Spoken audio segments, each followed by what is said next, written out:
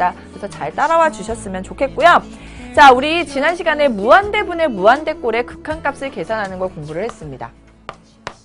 몇 가지로 알려드렸냐면 3가지로 알려드렸습니다. 분자 차수는 선생님이 생략할게요. 분자의 차수와 분모의 차수가 같을 때 최고차항의 뭐가 개수의 비가 바로 극한값이었다. 극한값이 존재하는 경우였습니다.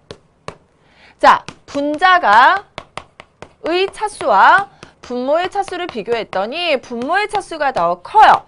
그러면 무조건 얼마로? 0으로 수렴했었죠. 자, 분모와 분자를 비교했는데 분자의 차수가 분모의 차수보다 큽니다. 그럴 때는 뭐 한다? 발산한다 라고 얘기를 했었어요. 자, 여러분이 여기서 가장 많이 연습을 했던 곳이 바로 이 부분입니다. 분모와 분자의 차수가 같을 때는 최고차항의 개수의 비가 바로 극한값이다 라고 선생님이 말씀을 드렸습니다. 그런데요, 사실은 극한값이 존재한다는 것은 이 2가지를 합해서 우리가 극한값이 존재한다라고 얘기를 하겠죠. 다만 분모의 차수가 분자의 차수보다 클 때는 극한값이 존재하는데 그 값이 무조건 얼마예요? 0이라는 얘기예요. 그러면 극한값이 0이 아니면서 수열의 극한값이 존재한다면 그때는 분모와 분자의 차수가 어떤 경우를 의미해요? 같은 경우를 의미한다라는 것을 다시 우리가 역으로 생각해낼 수 있겠죠. 이제 문제가 이렇게 바뀝니다.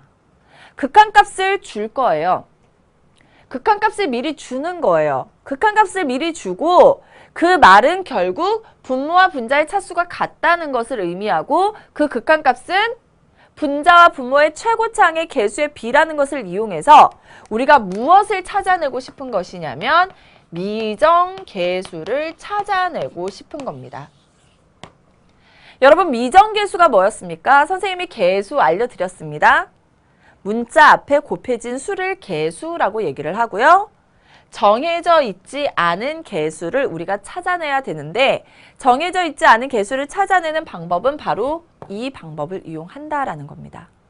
따라서 0이 아닌 극한값이 존재한다라는 것은 결국 분모와 분자의 차수가 같아졌었다라는 거고 그 극한값마저도 분모와 분자의 최고차항의 개수의 비였다라는 것을 이용하면 우리는 정해져 있지 않은 개수를 찾아낼 수 있게 되는 겁니다. 자, 여기에 대한 내용 한 번 더 정리해 드리고요. 사실은 문제가 조금은 어렵게 출제된 경우도 있습니다. 이 내용들을 선생님이 좀 알려드리도록 할게요. 같이 보도록 하겠습니다. 자, 무한대분의 무한대꼴에서 극한값이 존재해야 되고요. 그 값이 얼마가 아닐 때, 0이 아닐 때는 뭐와 뭐가 같다라는 거예요. 분모의 차수와 분자의 차수가 같았었고 이때 극한값은 최고차항의 개수의 비였다라는 것을 여러분이 꼭 기억을 해두셔야 됩니다.